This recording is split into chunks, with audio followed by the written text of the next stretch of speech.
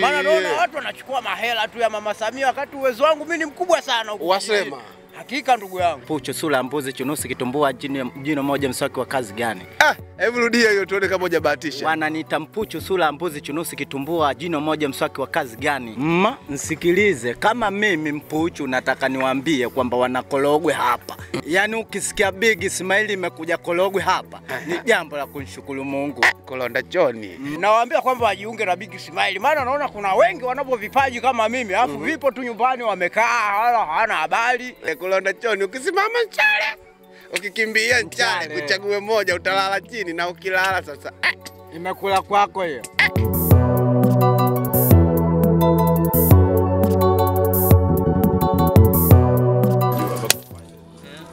Angalia ule mpira pale. Ule mpira ni lock.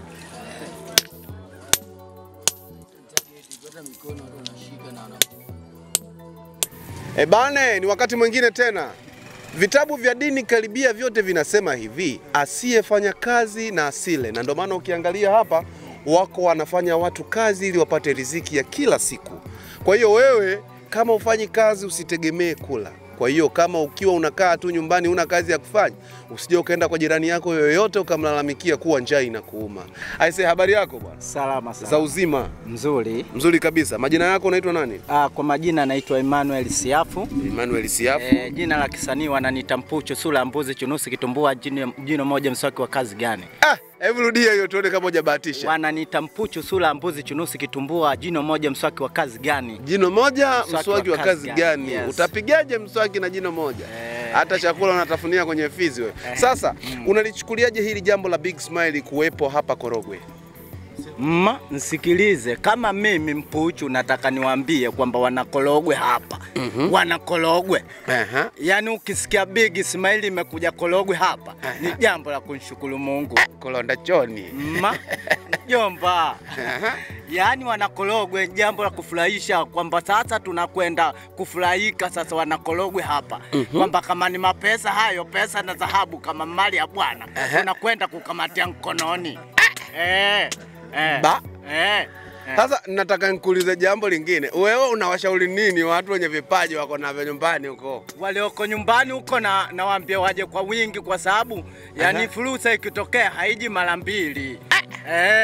Kwa hiyo unashauri watu watoke magetoni waje hapa wachukue fomu hizo, alafu tukutane kwenye usaili pale. Ndio hapo pa kukutana hapo, kuweka sura mbuzi chunusi kitumbua kipele andazi.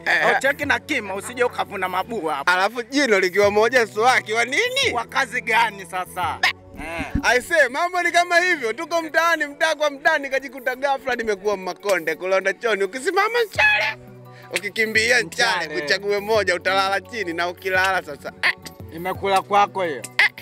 Hiyo haifai hiyo. Aise brother, mambo vipi? Safi bwana. Mambo yanaendaje? Safi bwana. Aise, wewe unaichukuliaje hii Big Ismail kuwepo hapa Korogwe? Ni vizuri, ni nzuri sana. Tunafurahi, inahamasisha vizuri kwa vijana. Nikikwambia uwashauri wale ambao wana vipaji wako nyumbani, utawashauri nini?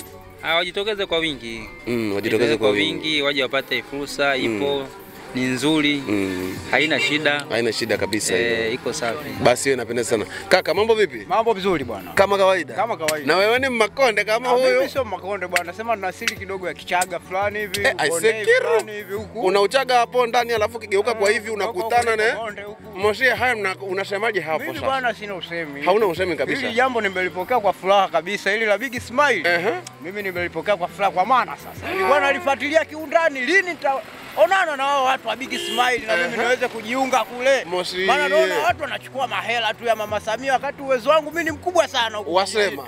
Hakika ndugu yangu. Haya, mkisema sasa uwashauri hao watu wanaotutazama sasa hivi, unawaambia nini hao watu? Mimi hawa watu wanaotutazama sasa hivi hapa, nawaambia kwamba wajiunge na Big Ismail. Maana naona kuna wengi wanapo vipaji kama mimi, alafu vipo tu nyumbani wamekaa wala hawana habari.